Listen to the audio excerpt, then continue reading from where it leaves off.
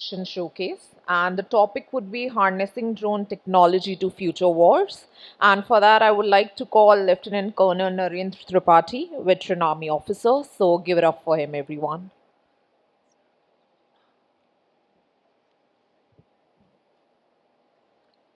Do we have Narendra sir here? Yeah. Okay. He's there.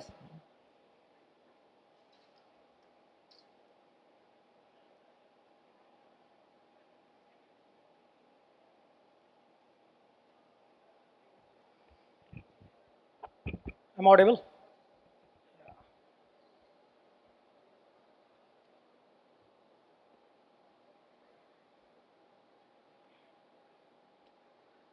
Good afternoon, ladies and gentlemen. I have time post lunch. People are drowsy. I'll try to keep you awake. In next 20 minutes or so, I'll touch upon the harnessing of drones for future wars. And when I say future,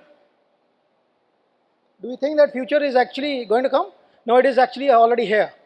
It is here. When we are talking about drone technology, most of the new end technologies are already coming into picture.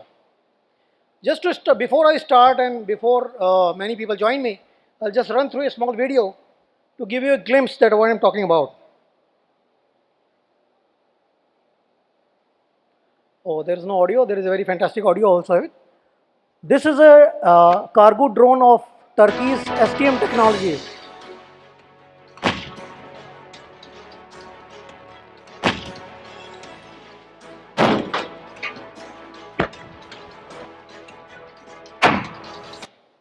What you just saw is a kamikaze attack, and similar attack I can mimic here also. The drone that you see is AI enabled drone. It can recognize me, face detection. It can come near me, and explosive can be mounted on it. It can take care of my health. So it can, I mean, it is so friendly that my son is actually flying from behind. You can come and land on my hand. And this technology with this AI feature enabled can further be taken care of as a swarm. Oh, I'll use this. Huh, this is better. So this technology can, with the AI enabled software on it, can take care of any kind of adversary. You can take it back, Daksh.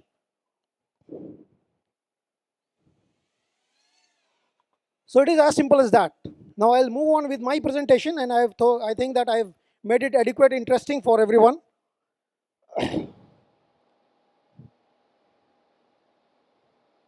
Now, future wars. Future wars means you are not using your typical conventional methods. You are using things which are disruptive in nature, which can typically take care of your conventional methods by unconventional means, by disruptive means. And in the disruptive means, the drones are one of the most potent weapons. When I say drones, I'm not just talking about typical silo drone that you just fly a drone, which you just saw, but I'm talking about system of systems.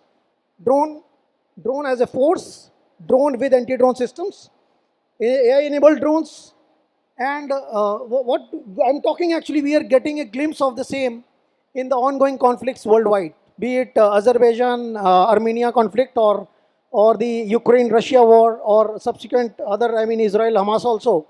Similar things are happening at all the places. And the simple factor, that is the technical factor, who has got a technical edge, will be the winner in these wars. That is very clear.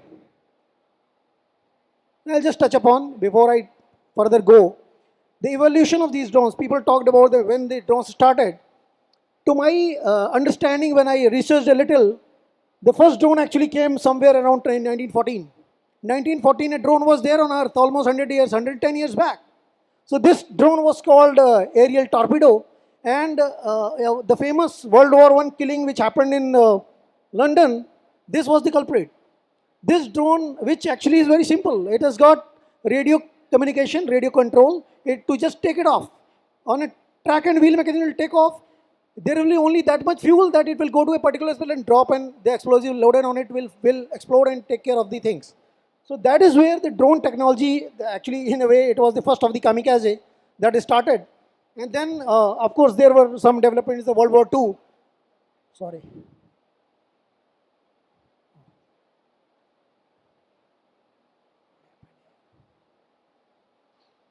In World War II also, actually the kamikaze word came into existing in World War II. And this system that you see, a similar system, though it was not remotely controlled, the Japanese pilot used to sit on it, fly it to a place, and used to get killed while taking care of the US ships. And that is how the kamikaze word came into existence. And thereafter, a lot of technological development happened. And now we have Predator series and such very beautiful systems. But then again in 2010, there was a huge change in the complete game of unmanned systems when multi-rotor systems came into existence. Multi-rotor changed the game of drones. The low-cost solutions which can be scaled and they are very potent in utilization, they came into picture. And I've just mentioned about, and then of course we are talking about higher end technologies, the artificial intelligence, machine learning based solutions, the swarming, and the typical formation flying of the drones. These things are very common nowadays. I'll touch about these things in my subsequent slides. Now, what are the role of drones in the modern warfare? In the modern warfare, we are talking about drones as a force multiplier because it has increased reach. It is very simple design. It is less risky to the humans, and it has heavily enhanced their capabilities. Low cost, the most important factor. And it is being used in multiple roles. I mean, I'm just going to be repeating, but however, these roles are very common. And we are seeing the usage of drones in multiple conflicts, which are there on the right hand side, the variety of drones that are being used. One-way aircraft, the FPVs, these are the most liked ones. FPVs being the super low cost, I mean, they are cost effective and they are being utilized. Just imagine, you have a very expensive aircraft system and the complete airfield is just scared of a FPV drone flying in that area and the complete fleet of aircrafts cannot even fly. So that is the game of drones. Now, present capabilities I talk about, I will differentiate between two types of drones. One is the male health category I will not touch upon because they are already being talked a lot about. The first four drones are already there with us, MQ-9B and Aura category, which is being developed by DRDO. They are in process of either procurement or development, but this category of male health is on. While other categories like nano to large category as per DGCA, terrain and role specific, the tethered fixed wing swarms, these are being deployed at various defense places in silos. So in my previous talk, I mean the daytime discussion, panel discussion, I talked about why these silo systems should be integrated and they should be part of the strategy. I think this mic is also not very effective. Yeah, so I'll just touch upon the drone classification also, just 2 seconds on this. Drone classification wise, we can classify them into 6 categories. And any drone which is there with whatever you see, they fall in one of these 6 categories. So we can make a matrix and the drone will have to fall in some 6 figures have to come into picture, then only it can be classified properly. There are some DGCA guidelines to this and that can be explored on the DGCA portal. Now, when it comes to defense drones, there are multiple dynamic requirements. We must understand, and this slide I prepared basically to for the startup industry to understand that what kind of drones they should design and on what what are the cues for that. Second, what all interaction, what all synergy we should have with other industry and academia as well. So when I talk about a requirement, there is a requirement which is there in the field army, and then you have to develop a scope of work for that. This is all part of the army, or I'm talking about the armed forces for any futuristic drone development. And this gets developed into a technical specifications, then the product is formed, you give a lot of R&D effort into that, then feedback is given, and then the product comes into a deployment. So it's the complete cycle. And this cycle, if effectively being done, actually this is replicating the triple helix model. I will cover that triple helix model also in my last slide because that is something very important and that is something which is actually happening everywhere. Now, use cases which are presently there with the armed forces are primarily into surveillance, the CICT ops, counter-insurgency and counter-terrorist operations, the gathering of real-time reconnaissance information, to some extent situational awareness and surveillance also, and of course for some logistics usage, but the type of drones for logistics are very minimal and in high altitude area there are huge challenges. So as I talked about how to actually come for a particular design of the drone. So you can actually make a Venn diagram and understand that there is a requirement, you have a technology available, you have the budget available, and what should be the features. If you actually effectively make a subset of it, you can create that drone very effectively, and that is how it should be planned. And as I said, once the drone is being planned, you should have optimization of various features also, that what actually the field army wants. These are the futuristic solutions I am talking about. The armed forces are not looking at some particular product. They are looking for a solution which should be designed as per their requirement. So some of the use cases are already there. Some of the use cases are being talked about, or which are there on the right. And there is no end to such requirements. I mean, there can be direction of own artillery fire requirement, or there can be NBC monitoring. There is no end to such requirements in the armed forces where the drones can be utilized. Now I'll just touch upon what India stands and how much push from the government is there. We have seen a lot of initiatives taken by government, PLI scheme, the various schemes from the government, whether it's drone Didi or similar other things. The crux is that the drone industry is going very big. Big in the sense you can see the CHIR figures. The military component is the biggest. There is a direct push from the government. The Prime Minister and the civilian ministers, they are always on the go for various types of such activities. We are seeing such activities for quite past some time. And these drones will not only scale in the domain only for the purpose of the defense forces, however, they will bring right business to the industry as well. So both the teams are actually getting benefited here. Some figures are there, I mean, you can refer. Now, my concern is that as the drones are being developed and India is gearing up for theaterization, very soon we will be hearing that. So now in theaterization, how these things will work. So in my subsequent slides, I will talk on that future wars is aligned to the future requirements of the forces. When the armies or the air force or the navy are going to be clubbed together and there will be theaters commands, these drones needs to be aligned to that. You cannot have something just working on silos. Now here I comes to the future trends. We will talk a little more on this thing. So in the picture on top, you can see there is a system of systems which I am talking. There are some swarm of drones. There are some drones which are some tethered drones, and they want to engage a adversary in a real-time operational environment. So I mean, till now in the conventional method, we used to get a lot of integration done through our chain of command. But with the technology at our peril, with the drone technology at our, which is there in our front, our side, we should utilize this to get the right information. And to help us, there are various technological domains which are there to help us. First and foremost is the AI.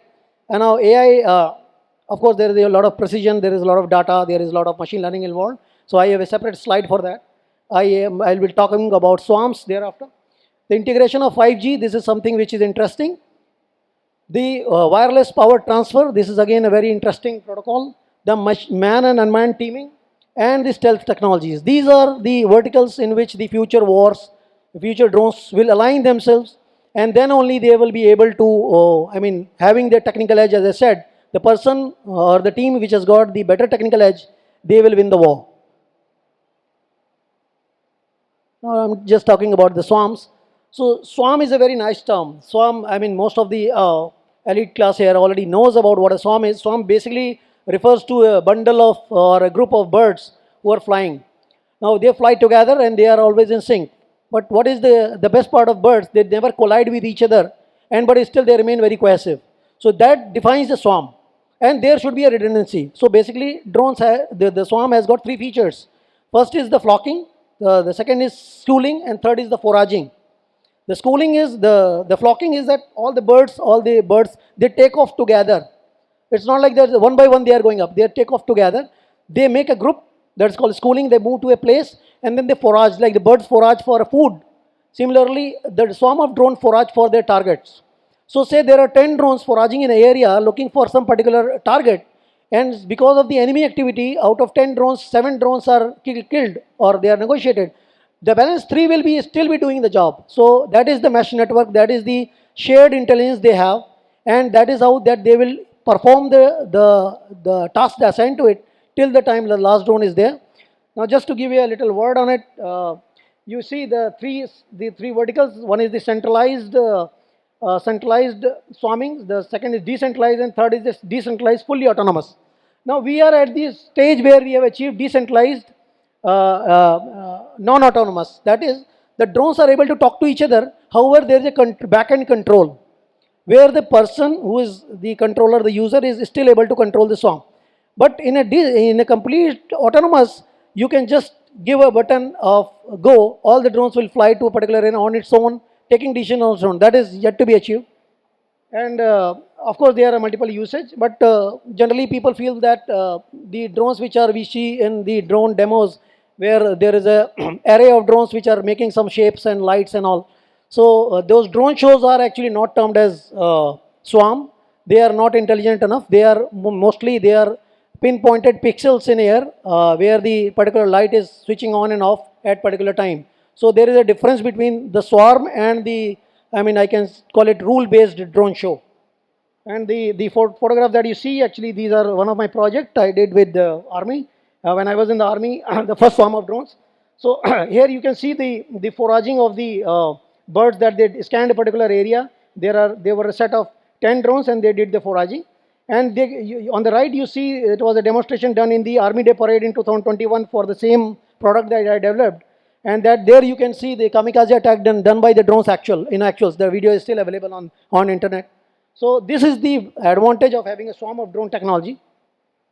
Now coming on to the AI, of course, this is very interesting. We all understand, I mean, broadly we understand what AI is. You have some input layers, you have some hidden layers, we have some output layers, we have some weight, we have some summation, but all this is done at the back end while you are giving some inputs in the form of raw data and you are getting some output as per your requirement. That is broadly the AI is. But net on drones, how does it work? So basically, drones have to learn, they have to adapt, and they have to do their decision making on the go. That is the thing that we are talking about, and they can through the AI when they have their data with them. The drone is having the data on either on board or at the back end. They can negotiate their particular obstacle. They can negotiate the terrain. They can see the environment and understand it, and then flow. Then make their path accordingly. So they can navigate the environment, do the obstacle avoidance. They can do identification of any particular patterns. So as I said, the drone that I flew, it could recognize me. Similarly, it can recognize a tank, it can recognize a vehicle, it can recognize any kind of target if the information is available to it in ab initio. And of course, we did a small project with SDD, wherein we did a change detection product, where you see, if you see the on the right, you see two images. On the left images, there are actually, this is a stadium. We took a photograph from top, and through a nadir view of the drone, and there are some cars parked in the area. So what happens is, drone is flying every time and capturing photograph underbelly. So every layer which is getting generated, we can compare it at a later time, and we can tell that there is change which has happened. 5 minutes. Okay, so I have given that I am overshooting the time. So change detection can do this, where you can find out what is the anomaly in that particular area. I'll go a little faster, but yeah, 5G network. The same RC and the GPS that we are using it for the drone control using the signals. So that can actually be converted on the 5G network, and the 5G network can thereafter take care of. So actually this requires a lot of hardware requirements. Hardware needs to be changed accordingly. And very few, I think Qualcomm is actually developing such kind of a hardware. Rest, I have not heard of any such system which is working on 5G network. It has got its own advantages because it is not having any lag. There is no, there is, of course, there is no problem of disconnectivity. So this was I was talking about from the very beginning, that yeah, standalone silo systems are there, but how they should be integrated. So we should understand that all these drones which are there in the environment, they should come to a single platform. All the feeds, all the control should come to us, single person. So say on the first slide that you see, there is a drone which is flying, and you get the feed on the tab or a laptop. But then see, you can integrate all these tethered and untethered systems together, and they are coming to the to your control station, and then the complete feed is coming to the commander who has to take decision on ground. Then this can be controlled. I mean, of course, this is the architecture. For a commander, you need to have a front-end GUI where the map is there. There in that map, you have all these drones marked where in the actual they are flying in some coordinate, but that coordinate is marked on the map. You touch on the map, you get the video feed, what is happening there. So there are so many operational activities, there are so many border activities, you need the constant surveillance. And I mean, the person who's sitting, who is the decision maker, if he's able to see the thing on ground, then what best? I mean, this is something which can actually make the all the changes. So these are the type of softwares that we are looking for. The drone game is on. However, now it's the time that we should integrate and develop this technology from tactical operational technology to a strategic level thing. So that is the thing that one should look for now. These are some future outlook. Of course, the newer technology will come and they will take over the previous one. Obviously, presently, computing levels are whatever we are using, but quantum computing will, of course, change it.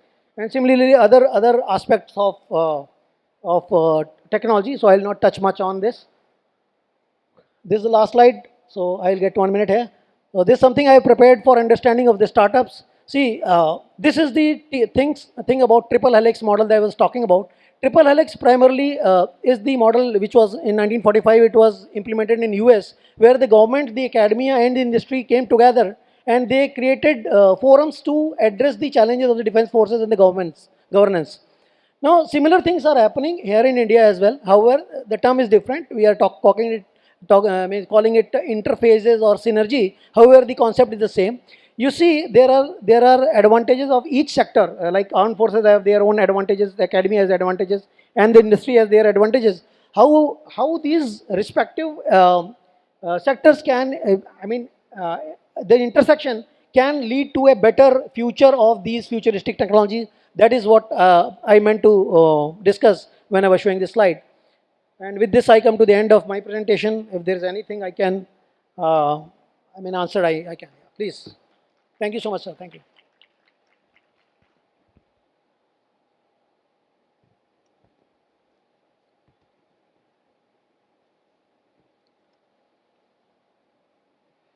Thank you for that very insightful talk. Uh, if you look at the drone technology stack today, in terms of the airframe, it's largely sorted. Flight controllers largely sorted. Firmware is sorted, and we also have communication protocols like Mavlink, which enable companion computers to kind of talk to the flight controllers, right? So from a hardware and electronic stack, I think there is a fair bit of standardization and regularization that exists today. What I'm inferring from your talk today is that the opportunity here lies largely in the software space, where you're looking at swarming, you're looking at all of these use cases which essentially dictate what the drone needs to do, and we don't have to worry too much about the hardware and electronic stack because that is already existing. Is that the right interpretation, and what are your thoughts on that? Yeah, exactly. So as I told you, so generally what is happening is that when we understand the drone technology, we always start thinking for some particular problem solution, or maybe for some use case which is directed to a particular region or area or a terrain. However, what I am talking about, we should instead of just tactical or operational in nature, we should start thinking these level of drones also in a strategic manner. We should think that how in a war scenario I can play with this technology like this and this technology like this, the way we do it in conventional war. So similar way, these drone technologies should be integrated all together. In place of A, if I can send B, that kind of redundancy also we should think about. So obviously, my inference is more about developing system of systems than just merely working on silos. We have spent almost the industry has spent almost 5-7 years now in making drones. So now we have to graduate, and this is the right time. One is looking for it. Can I, can I ask you a small Sir, please, question? please. Uh, See, you touched upon regulations, Yes. regulatory things and all that. See, any drone it has got two faces of the coin, some good aspects and some bad aspects, right? So we'll have to take care of collateral damage when you're flying in a common airspace. So for that, the standards are different. There is Jorasora standard, where there is a HIRM, hazard risk mitigation, hazard identification risk mitigation. So you may refer that. Then we have an agency which I was a part of, that CEMILAC, Center for Military Aviation Certification. We follow standards. For software, we have DO 178. Then for software, DO 78, and hardware. Now it is known as CH, Complex Electronic Hardware. Correct. So, and it is treated as a software. Sir. So DO 254 we follow. So if required, you can I will get in touch with Right, you. thank Thank you so thank much. All the best. Good luck. Good talk. Thank you, sir.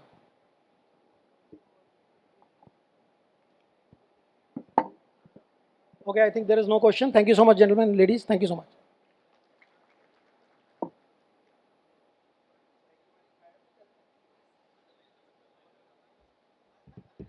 Thank you so much, sir, for that wonderful presentation. And can we have a huge round of applause for the extra effort where he showed us the live representation? So that was very interesting.